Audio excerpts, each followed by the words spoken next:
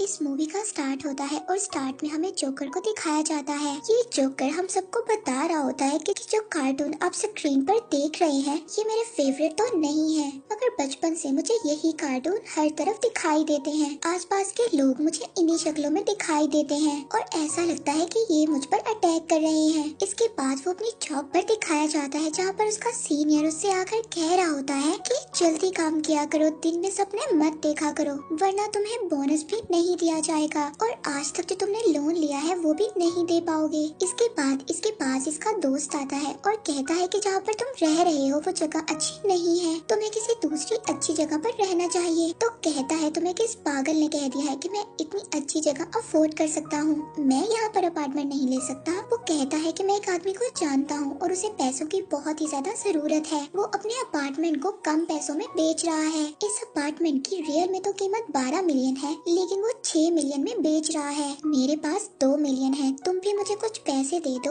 और हम मिलकर उस अपार्टमेंट को खरीद लेते हैं और हमें अच्छा खासा मुनाफा होगा बाद में। अब ये कहता है कि मैं ऐसा नहीं कर सकता, मेरी मदर मुझ पर गुस्सा होंगी। वो कहता है कि तुम्हारी मॉम तो कई सालों से कोमा में है, वो जागेंगे तो गुस्सा होंगी ना। इसे इस बात पर काफी ज्यादा गुस्सा आता है और इस सीन में हमें ये भी दिखाया जाता है ये एक नर्स को लाइक करता है। वो नर्स उसी हॉस्पिटल में रहती है जहाँ पर इसकी मदर एडमिट है। इसके बाद हमें हॉस्पिटल का सीन दिखाया जाता है जहाँ पर उस नर्स को बहुत ज्यादा लोग तंग कर रहे होते हैं और ये कुछ भी नहीं कर सकता क्योंकि ये तो कोई काम ही नहीं कर सकता, ये तो उसको बचा भी नहीं सकता और साथ ही साथ इसे अपनी मदर के मेडिकल बिल्स भी देने हैं जिसकी वजह से ये काफी ज्यादा परेशान रहता है। आखिरकार इतनी ज्यादा परेशानियों के बाद ये उस प्लॉट को बेचने का सोच लेता है। अब ये अपने दोस्त से बात करता है और कहता है कि मैं अपना प्लॉट बेचना चाहता हूँ जो कि मेरी मदर के नाम पर है और मैं चाहता हूँ कि हम दोनों मिलकर उस प्लॉट को खरीदें जो तुम कह रहे थे। इसका दोस्त आ जाता है हॉस्पिटल और ये लोग डॉक्यूमेंट्स पर साइन भी करवा लेते हैं। वहाँ पर कुछ डॉक्यूमेंट्स होते हैं जो कि इंग्लिश लैंग्वेज में होते हैं। ये कहता है कि मैं इन डॉक्यूमेंट्स को पढ़ना चाहता हूँ। वो कहती है कि ये डॉक्यूमेंट्स इंग्लिश लैंग्वेज में है, तुम इनको कैसे पढ़ सकते हो। एक डॉक्यूमेंट को तो ये पढ़ने की भी कोशिश करता है लेकिन वो इससे जल्दी जल्दी वो डॉक्यूमेंट ले लेते हैं। इसके बाद वहाँ पर एक आदमी आता है जिसको इसने पहले कभी नहीं देखा था।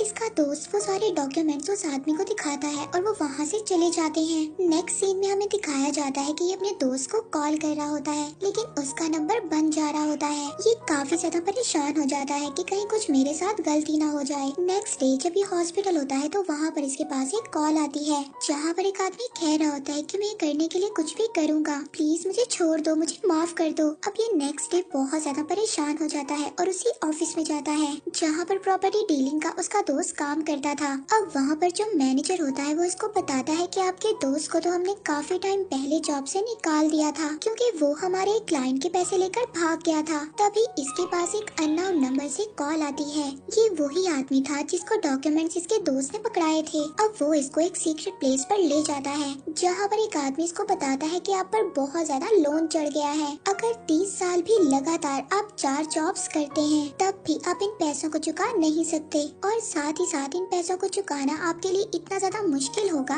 कि आप अपनी मदर के बिल्स भी नहीं दे पाएंगे। एक्चुअली ये सारा कर्जा इसके दोस्त पर था मगर इसके दोस्त ने धोखे से ऐसे डॉक्यूमेंट्स पर साइन करवा लिए थे जिस पर ये लिखा हुआ था कि अगर वो ये कर्जा नहीं दे पाता तो बाकी का कर्जा ये अदा करेगा। अब वो आदमी इससे कहता है कि आपका दोस्त तो ये कर्जा अदा नहीं कर सकता तो आपको ही ये सारा कर्जा देना होगा जिसे देने के लिए तुम्हें 30 साल तक मेहनत करना पड़ेगी। इसके बाद वो इससे कहता है कि सच बताऊं तुम काफी ज्यादा लकी हो, मुझे जेलसी हो रही है। वो कहता है कि तुम बिल्कुल ठीक टाइम पर हो, एक डेस्टिनी शिप रेडी है। डेस्टिनी का मतलब होता है किस्मत और वो बताता है कि यहाँ पर तुम अपनी लक को आजमा सकते हो। वो ऐसे कि तुम इस शिप में जाकर गेम को खेलो, अगर तुम गेम जीत जाते हो तो तुम्हारा सारा का सारा कर्जा माफ हो जाएगा। इसके बाद वो इसको 1 मिनट का सोचने का टाइम देता है और कहता है कि तुम सोच लो, या तो तुम गेम खेलोगे और सारा कर्जा माफ करवा लोगे या फिर 30 साल तक मेहनत करोगे कर्जे को अदा करने के लिए।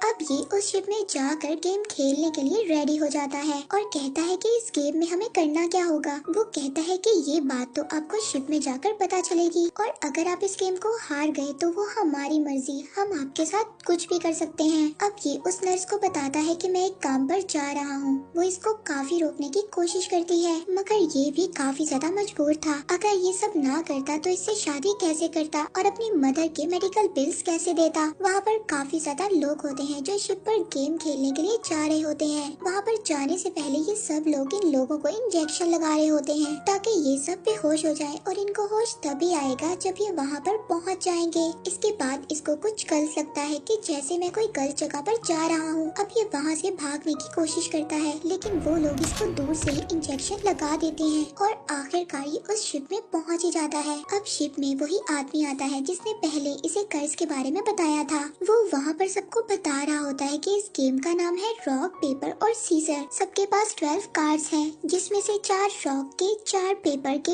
और 4 सीजर के। इसके अलावा आप सबके पास 3-3 स्टार्स भी हैं जो आप सबको अपने बाजू पर लगाने होंगे। इसमें 2 प्लेयर्स होंगे और एक रेफरी होगा जो इनकी गेम को चेक करेगा। अब इस गेम को समझने के लिए कुछ रूल्स आपको भी पता होने चाहिए। वो ये है कि जिसके पास सीजर होगा उसका कार्ड पेपर वाले पर भारी होगा क्योंकि सीजर पेपर को काट सकती है। और इसी तरह सेकंड कंडीशन में आप लोगों को समझना होगा कि जिसके पास सीजर है और दूसरे के पास रॉक है तो रॉक पर सीजर वाले पर भारी पड़ेगा। तो यहाँ पर रॉक वाला जीतेगा क्योंकि रॉक तो सीजर को भी तोड़ सकती है। और अब चले इसकी थर्ड और लास्ट कंडीशन भी समझ लेते हैं। वो ये है कि अगर एक के पास हो पेपर और दूसरे के पास हो रॉक तो कौन जीतेगा। इसमें पेपर वाला जीत जाएगा क्योंकि पेपर तो रॉक को भी रैप कर देता है। जो जीतेगा उसको एक स्टार मिल जाएगा और साथ ही उसका कार्ड डिपॉजिट कर लिया जाएगा वहाँ पर पड़े बॉक्स में। अब ये आदमी इनको ये भी बताता है कि अगर आप लोगों को लास्ट में जीतना है तो आप लोगों के पास 3 स्टार्स होने चाहिए और साथ ही साथ आपके सारे कार्ड डिपॉजिट्स भी हो चुके हों जिसने सारे कार्ड्स खेल लिए हों। इसके बाद ही आप यहाँ से जिंदा बचकर निकल सकते हैं, अदरवाइज आपके साथ कुछ ऐसा होगा कि आप सोच भी नहीं सकते। वो इन सबको डरा रहा था। ये गेम है 4 घंटे की। इसके बाद इस गेम को स्टार्ट कर दिया जाता है।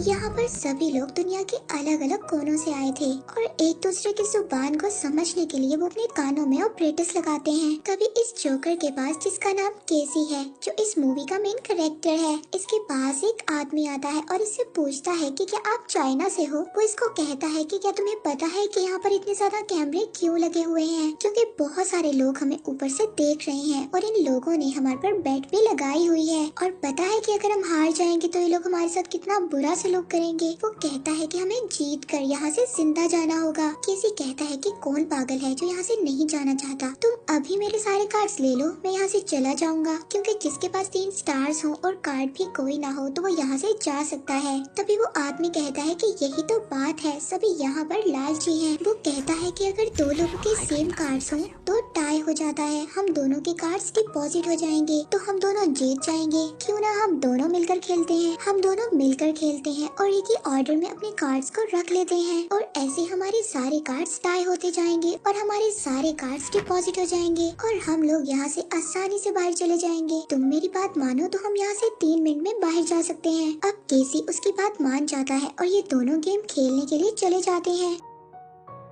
स्टार्ट में तो केसी जो कार्ड रखता है वो ही कार्ड वो आदमी रखता है और जब लास्ट कार्ड आता है तो केसी कुछ और रखता है और वो आदमी कुछ और रखता है और वो आदमी जीत जाता है। इस तरह से वो केसी का एक स्टार वो बंदा ले लेता है क्योंकि हारने वाले का स्टार जीतने वाले को दे दिया जाता है। वो केसी से कहता है कि यार मुझसे गलती हो गई, मैंने कार्ड्स की अलग अरेंजमेंट रख दी थी, लेकिन अब जब हम खेलेंगे ना तो तुम सीजर रख देना और मैं पेपर रख दूंगा और इस तरह से तुम जीत जाओगे और ये तुम्हारा स्टार तुम्हें वापस मिल जाएगा। अब केसी दोबारा से इसकी बातों में आ जाता है और ये दोनों दोबारा से गेम खेलना शुरू कर देते हैं और एंड पे उसके कहने के मुताबिक ये सीजर ही रखता है और उस आदमी ने तो पेपर रखना था लेकिन वो रख देता है रॉक और वो दोबारा से जीत जाता है और केसी का दूसरा स्टार भी उसको दे दिया जाता है। यानी कि उस आदमी ने फिर से केसी को धोखा दे दिया था। केसी कहता है कि ये चीटर है लेकिन कोई भी आदमी उसकी बात नहीं सुनता। वो कहता है कि तुम्हें पता नहीं है कि जिस आदमी ने रूल रूल्स बताए थे उसने ये बात बताई थी कि आप गेम को जैसे मर्जी खेल सकते हैं, और उसने ये तो नहीं कहा था कि कोई भी चीटिंग नहीं कर सकता। ये एनिमल वर्ल्ड है, हम अपने फायदे के लिए कुछ भी कर सकते हैं। अब केसी काफी ज्यादा परेशान हो जाता है और उसको उसका वही दोस्त मिलता है जिसने उसको धोखा दिया था। केसी उसको मारने लगता है और कहता है कि तुम यहाँ क्या कर रहे हो। वो कहता है कि मैं यहाँ अपनी लक को ट्राई करने के लिए आया हूँ। वो कहता है कि मैं चाहता हूँ कि तुम्हारा अपार्टमेंट मैं वापस ले लूँ, और वो ये भी बताता है कि अगर हम ना जीते तो ये लोग हमारे साथ बहुत ही ज्यादा बुरा करेंगे। उसे ग्लास वॉल के पीछे खड़े लोग दिखाता है और कहता है कि अगर हम एलिमिनेट हो गए तो ये लोग हमें यहाँ पर भेज देंगे, और 10 मिनट तक हमने अगर इनको कोई कीमती चीज ना दी तो ये हमें बाहर नहीं निकालेंगे। इसके बाद हमें बेसमेंट में भेज दिया जाएगा जहाँ पर हमारे ऊपर अलग अलग तरह से टेस्ट होंगे, जैसे कि लैब में रैट्स पर होते हैं। अब केसी कहता है कि तुम्हें ये सब बातें कैसे पता है। वो कहता है कि मेरा एक फ्रेंड था, उसे भी वहाँ पर भेज दिया गया था और उसी ने मुझे ये सब कुछ बताया है। केसी उससे पूछता है कि तुमने इस कंपनी से लोन क्यों लिया था। तो वो कहता है कि मैंने एक अपार्टमेंट लिया था किराए पे, जिस पर रोज ही इंटरेस्ट इकट्ठा होता रहता था और रेंट भी मेरे ऊपर इतना ज्यादा कर्जा बन गया। अब केसी उसको कहता है कि 4 घंटे की गेम है और 2 घंटे रह गए हैं, हमें कुछ ना कुछ तो करना होगा, हमें यहाँ से जिंदा निकलना होगा। हम दोनों के पास ही एक एक स्टार रह गया है। अब हम दोनों को ऐसा आदमी ढूंढना होगा जिसके पास 2 स्टार्स हो और कार्ड्स कोई भी ना हो। हम उस आदमी को कार्ड्स दे देंगे और उससे स्टार ले लेंगे। उसका दोस्त कहता है कि हाँ एक ऐसा आदमी है और मैं उसको जानता हूँ। अब ये लोग जाकर उससे बात करते हैं। वो पहले तो बात नहीं मानता, लेकिन बाद में ये लोग उसको समझाते हैं कि हमसे कार्ड ले लो, फारिग बैठने से तो अच्छा है कि तुम कुछ ना कुछ खेल लोगे और बेसमेंट में तो नहीं जाओगे ना। अब ये आदमी इनकी बात मान जाता है, लेकिन वो आदमी काफी ज्यादा धोखेबाज था। वो इनके कार्ड्स को चुरा लेता है और दूसरे आदमी के साथ जाकर गेम को स्टार्ट कर देता है, और तो और वो इस गेम में इनका कार्ड भी हार जाता है और अपना एक स्टार भी दूसरे आदमी को देना पड़ जाता है। अब ये लोग उस आदमी को काफी ज्यादा मारते हैं और उसे कहते हैं कि तुमने ऐसा क्यों किया। वो आदमी कहता है कि मुझे माफ कर दो, मुझे बचा लो, मैंने बेसमेंट में नहीं जाना, मेरी एक बेटी भी है। इस बात पर केसी को उस पर तरस आ जाता है, जबकि केसी का दोस्त उसको कहता है कि हम तुम्हें क्यों छोड़े, तुमने हमारा कार्ड चोरी किया था। कहता है कि मैंने तो चोरी नहीं किया, मुझे तो शक हो गया था। आप लोगों के पास 4 सीजर्स थी और 2 पेपर्स थे, आप लोगों के कार्ड्स बैलेंस नहीं थे। यहाँ पर सब लोग अपने कार्ड्स को बैलेंस रखते हैं। अब केसी अपने माइंड में सोचता है कि यहाँ पर सब लोग अपने कार्ड्स को बैलेंस रखते हैं, यानी कि पहली 2 टर्न्स खेलने के बाद उनके कार्ड्स यूज हो गए हों। इसके बाद वो कौन से कार्ड्स यूज करेंगे ये प्लानिंग केसी अपने माइंड में बनाता है। इसके बाद केसी कहता है कि मैं कुछ पैसे लोन के लिए लेने जा रहा हूँ और एंड में अगर हमें स्टार्स लेने की जरूरत पड़ी तो हम इन पैसों से स्टार्स को ले सकते हैं, और तुम लोग ऐसे आदमी को ढूंढो जिसने अपने 5 कार्ड्स खेल लिए हों और उसके पास बाकी 7 कार्ड्स बचे हों। अब इसके दोस्त उस आदमी को ढूंढ लेते हैं और उसके पास जाकर पूछते हैं कि क्या आप हमारे साथ गेम खेलना चाहेंगे। अब वो आदमी मान जाता है और इनमें गेम स्टार्ट हो जाती है। अब पहली गेम तो केसी अपने माइंड का यूज करते हुए जीत जाता है। वो कहता है कि जो भी हो जाए जाना तो तुम्हें हेल में ही है। केसी कहता है कि तुम्हें कैसे पता, तुम हमारे साथ और गेम खेलोगे। तो वो कहता है हाँ मैं खेलूंगा, मगर शर्त ये है कि मैं तुम्हारे साथ 3 राउंड्स खेलूंगा। अब ये लोग दोबारा गेम खेलते हैं। पहले राउंड में केसी गेम हार जाता है तो उसके दोस्त उसको मना करते हैं और कहते हैं कि अगले 2 राउंड्स मत खेलो, मगर केसी कहता है कि उसे तो ऐसा लग रहा है कि मैंने अपने कार्ड्स बैलेंस किए हुए हैं, जबकि मेरे कार्ड्स बैलेंस नहीं है। अब केसी दोबारा से अपने माइंड को यूज करता है और उससे 2 राउंड्स जीत जाता है। अब वहाँ पर वो आदमी आ जाता है जो इन सबको रूल्स एक्सप्लेन करता है, और वो आकर कहता है कि शायद आप लोगों को मेरे रूल्स की समझ नहीं आई थी। मैंने कहा था कि यहाँ से वही आदमी बाहर जा सकता है जिसके पास 3 स्टार्स हो और 12 कार्ड्स हो और उन्होंने खेल लिए हों। फिर वो एक आदमी को उठाता है और बताता है कि इस आदमी ने अपने 3 कार्ड्स को फ्लैश आउट कर दिया था टॉयलेट में। शायद आप लोगों को ये लगता है कि हम आप लोगों को देख नहीं रहे। वो उस आदमी को गन से शूट कर देता है और कहता है कि हर उस आदमी की यही सजा होगी जो हमें चीट करने की कोशिश करेगा। अब ये तीनों लोग यहाँ पर काफी ज्यादा परेशान हो जाते हैं कि ये तो लोगों को मार भी सकते हैं, और सोचने लगते हैं कि एंड पे हमारे पास कौन से कार्ड्स होने चाहिए जो हम लोगों को जितवा सकते हैं। तो केसी इनको बताता है कि रॉक का कार्ड ऐसा है जिनसे हम जीत सकते हैं, क्योंकि मुझे लगता है कि ज्यादातर लोग सीजर और पेपर का कार्ड यूज करते हैं, तो एंड पर पेपर्स के कार्ड खत्म हो जाएंगे तो हम रॉक का कार्ड यूज करेंगे और आगे किसी के पास पेपर का कार्ड नहीं होगा हमें डिफीट करने के लिए, और इस तरह हम जीत जाएंगे। अब जो पैसे इन्होंने लोन लिए थे वो लोगों को देकर इनको कहते हैं कि वो इनके लिए रॉक्स के कार्ड को इकट्ठा करें। अब इन लोगों के पास 30 रॉक्स के कार्ड हो जाते हैं, 2 सीजर के और 4 पेपर के कार्ड्स हो जाते हैं। अब ये अपने दोस्तों से कहता है कि तुमने ध्यान रखना है, आहिस्ता आहिस्ता पेपर के कार्ड्स खत्म हो रहे होंगे। जब तुम्हें लगे कि पेपर्स के कार्ड खत्म होने लगे हैं तो तब हमारी टर्न आएगी और हम रॉक के कार्ड को लेकर मैदान में उतरेंगे। दूसरी तरफ ग्लासेस वाला दोस्त केसी से पूछता है कि जब भी मैं तुम्हारे से 8 बर्थडे के बारे में पूछता हूँ तुम मुझे बताते नहीं हो कि आखिर क्या हुआ था तुम्हारी बर्थडे पर। केसी बताता है कि मेरी 8 बर्थडे पर मेरी मदर और मेरे फादर को लोगों ने मार दिया था और टीवी पर वो कार्टून्स चल रहे थे कि जब भी मैं परेशान होता हूँ मुझे आसपास दिखाई देते हैं। तभी इनका मोटा दोस्त इनके पास आता है और कहता है कि तुमने तो कहा था कि पेपर के कार्ड्स खत्म हो जाएंगे, लेकिन यहाँ पर तो उल्टा चल रहा है, सीजर्स वाले कार्ड खत्म हो रहे हैं। अब इनका प्लान उल्टा चल रहा था। केसी कहता है कि मेरे ख्याल से तो पेपर के कार्ड खत्म होने चाहिए थे, तो वो कहता है कि इसका मतलब कोई और भी है जिसको ये बात पता चल गई है कि हम लोग रॉक के कार्ड को स्टॉक कर रहे हैं। वो लोग अब हमारे लिए पेपर को स्टॉक कर रहे हैं। अब ये लोग डर जाते हैं कि हमारे पास तो रॉक वाले कार्ड्स हैं और सीजर वाले कार्ड्स खत्म हो रहे हैं, यानी कि अब सबके पास पेपर वाले कार्ड्स हैं, तो पेपर तो रॉक पर भारी पड़ता है, यानी कि अगर हम रॉक का यूज करेंगे तो पेपर इसको हरा देगा। इसके बाद इनके पास वो आदमी आता है जिसने असल में पेपर के कार्ड्स को खरीद लिया है। ये लोग उसके साथ डील करते हैं और कहते हैं कि हम तुम्हारे साथ गेम खेलेंगे, तुम हमें 3 स्टार्स दे दोगे। वो कहता है कि मैं तुम्हें ये स्टार्स क्यों दूं, बाद में इन स्टार्स की कीमत बहुत ज्यादा बढ़ जाएगी। वो इनकी बात नहीं मानता।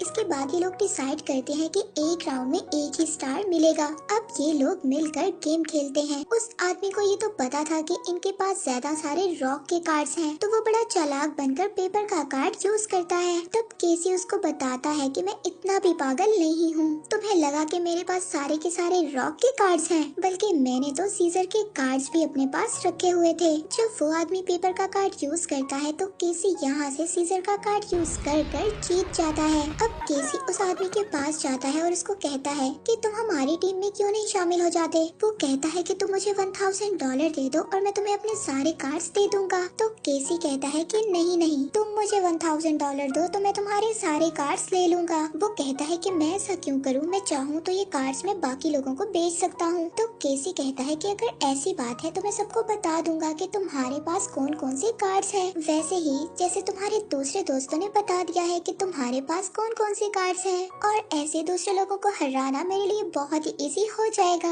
अब ये आदमी ब्लैकमेल हो जाता है, किसी को पैसे भी दे देता है और अपने कार्ड्स भी दे देता है। वो किसी को सारे पेपर वाले कार्ड्स दे देता है। अब किसी के पास रॉक्स के कार्ड्स भी थे जो इन्होंने पहले जमा किए थे और पेपर के कार्ड्स भी थे। तभी इनके पास वो आदमी आता है जिसने केसी को पहले चीट किया था। वो कहता है कि इंटरेस्टिंग, पहले तुम रॉक को जोड़ रहे थे, अब तुम पेपर को जोड़ रहे हो, मगर एक बात बताओ, इन कार्ड्स को जोड़ने का कोई भी फायदा नहीं है। पहले भी कई सारे लोगों ने ऐसा किया था मगर वो जीत नहीं पाए और एंड में उन्हें जेल में जाना पड़ा। वो केसी से कहता है कि तुम मुझे 5 कार्ड्स दे दो, मैं तुम्हें 1 स्टार दे दूंगा और एंड में तुम ये स्टार यूज कर सकते हो खुद को बचाने के लिए। अब केसी उसकी बात नहीं मानता। वो उसको कहता है कि तुम्हें पता है अगर तुम हार गए तो तुम्हारे साथ क्या होगा। ये लोग इंसानों पर जेनेटिक एक्सपेरिमेंट करते हैं, अगर तुम्हारे पास ये स्टार ना हुआ खुद को बचाने के लिए तो तुम क्या करोगे। और वो इतना ज्यादा डरावना होता है कि इससे अच्छा तो बंदा मर ही जाए। फिर भी केसी उसका स्टार नहीं लेता। अब उनके पास रॉक भी थे, पेपर भी थे और सीजर भी थी। अब वो आदमी जिसने केसी को चीट किया था वो सबके पास जाता है और कहता है कि आप लोगों के पास कौन कौन से कार्ड्स हैं मैं जानता हूँ, और सबको बताता है कि तुम्हारे पास ये कार्ड है, तुम्हारे पास ये कार्ड है और तुम्हारे पास ये है। वो कहता है कि तुम्हें हराना बहुत ही आसान काम है, इसलिए मेरे पास एक आइडिया है, हम सभी कार्ड्स अपने शफल करते हैं। यहाँ ये लोग कहते हैं कि हम इनके साथ नहीं मिलेंगे, इस तरह तो हमारा आइडिया सबको पता चल जाएगा। ये सब लोग उसकी बातों में आ जाते हैं और अपने सभी कार्ड्स उसको दे देते हैं। ये कार्ड्स शफल कर रहा होता है और सबको देने लगता है। तभी एक आदमी कहता है कि हम लोगों ने तो तुम्हें कार्ड्स दे दिए शफल करने के लिए, लेकिन अभी भी कुछ आदमियों ने तुम्हें कार्ड्स नहीं दिए। हाँ, उन्होंने कार्ड्स इसलिए नहीं दिए क्योंकि उन्होंने कुछ कार्ड्स जमा किए हुए हैं। वो नहीं चाहते कि हमें पता चल जाए कि उन्होंने कौन से कार्ड्स को जमा किया हुआ है, और क्या फायदा इनके कार्ड्स लेने का। हम लोगों ने तो इनके साथ खेलना ही नहीं है, हम तो आपस में ही खेलते रहेंगे। यानी कि इन लोगों ने आपस में ही एक ग्रुप बना लिया था। अब केसी की बात इन सबके सामने खुल गई थी कि इन लोगों ने कार्ड्स को जमा किया हुआ है। इसके बाद केसी के साथ कोई भी ना खेलता, इसीलिए वो लोग भी इनके ग्रुप में आ जाते हैं और कहते हैं कि हम भी आप लोगों के साथ कार्ड्स को शफल करेंगे। अब ये आदमी सबके कार्ड्स शफल कर कर उनके हाथों में पकड़ाता है, मगर जब केसी के कार्ड्स की बारी आती है तो उनको जमीन पर फेंक देता है। यही आदमी जो सबको चीट कर रहा होता है एक आदमी से कहता है कि मेरे साथ खेलो, मगर वो आदमी इसके साथ खेल नहीं रहा होता। फिर केसी आता है और कहता है कि तुम मेरे साथ खेलो। ये चीट करने वाला आदमी उससे कहता है कि तुम केसी के साथ खेलोगे, इसके पास तो इतने ज्यादा कार्ड्स हैं, ये तुम्हें आराम से हरा देगा। अब ये चीटिंग वाला आदमी केसी के पास आता है और उसको बातों बातों में बताता है तुम्हारे पास सारे पेपर्स के कार्ड्स हैं। केसी कहता है कि तुम्हें कैसे पता कि मेरे पास सारे पेपर के कार्ड्स हैं? तो केसी उसको कहता है कि अगर मेरे पास सारे पेपर्स के कार्ड्स हैं तो तुम्हारे पास जरूर रॉक्स के कार्ड्स होंगे मुझे हराने के लिए। दूसरा आदमी तो भी फौरन बोलता है कि हाँ, इसने अभी मुझे हराया है और मुझसे रॉक का कार्ड लिया है। अब केसी सबको बताता है कि जब मैं न्यू इस गेम में आया था तो इसने मुझे चीटिंग कर हराया था। उसके बाद भी ये मेरे पास आया था कुछ कार्ड्स मांगने के लिए, मगर जब मैंने इसको नहीं दिए तो इसने सबसे कहा कार्ड्स को रीशफल करने के लिए। और तो और रीशफल करते हुए भी इसने मेरे साथ चीटिंग की। इसने मुझे सारे के सारे पेपर्स पकड़ा दिए और खुद सारे के सारे रॉक्स रख लिए ताकि ये आसानी से मुझे हरा सके।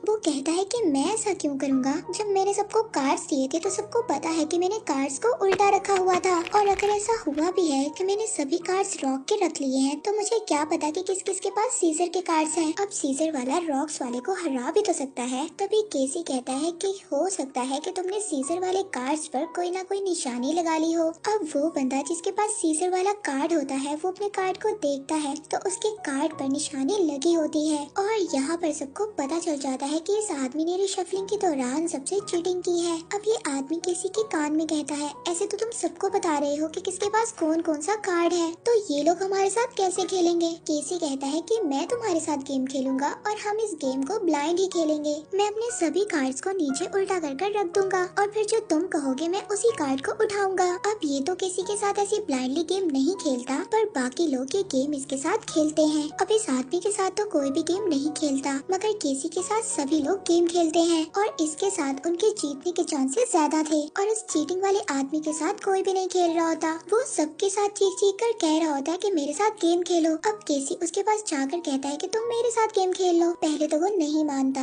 लेकिन फिर केसी उसको समझाता है तुम सारे कार्ड्स लेकर कहाँ जाओगे, एंड पर तो तुम्हें जेल में ही जाना होगा। और अगर तुम इन कार्ड्स को फ्लैश आउट करने की कोशिश करते हो तो उस आदमी के साथ जैसा उन्होंने किया था तो तुम्हारे साथ भी वो ऐसा ही करेंगे। अब वो आदमी केसी के साथ गेम खेलने के लिए रेडी हो जाता है। अब जब ये दोनों गेम खेलते हैं तो केसी उससे कहता है अगर हम भी ये गेम तुम्हारे साथ नहीं खेले तो तुम ब्लैक रूम में चले जाओगे और अब तुम उन सब लोगों से माफी मांगो जिन लोगों के साथ तुमने चीटिंग की थी, वरना मैं तुम्हारे साथ गेम नहीं खेलूंगा। इसके लिए तुम अपने फेस पर थप्पड़ मारो जोर जोर से, क्योंकि टाइम ओवर हो रहा था, उसे भी गेम खेलना थी और उसे भी अपने कार्ड्स को यूटिलाइज करना था। वो अपने मुंह पर जोर जोर से थप्पड़ मारता है और सबसे माफी भी मांगता है और ऐसे केसी उसको चीटिंग करने की सजा देता है। अब केसी जो उसके साथ वो राउंड खेलता है वो बहुत ज्यादा रिस्की होता है। उसके दोस्त उसको मना भी करते हैं, वो कहते हैं कि तुम मत खेलो, लेकिन केसी कहता है कि अगर हम हारे भी तो हम में से एक ही जेल में जाएगा ना, और टेंशन मत लो, जेल में मैं जाऊंगा और तुम लोगों के पास जो पैसे हैं वो देकर मुझे जेल से बाहर निकलवा लेना। फिर केसी के दोस्त मान जाते हैं और ये सब गेम खेलने लगते हैं। अब गेम में ऐसे ही होता है, केसी के दोनों दोस्त तो बच जाते हैं और केसी को जेल में भेज दिया जाता है। अब केसी को टेंशन नहीं थी, वो जानता था कि उसके दोस्त पैसों को इस्तेमाल कर उसको बचा लेंगे।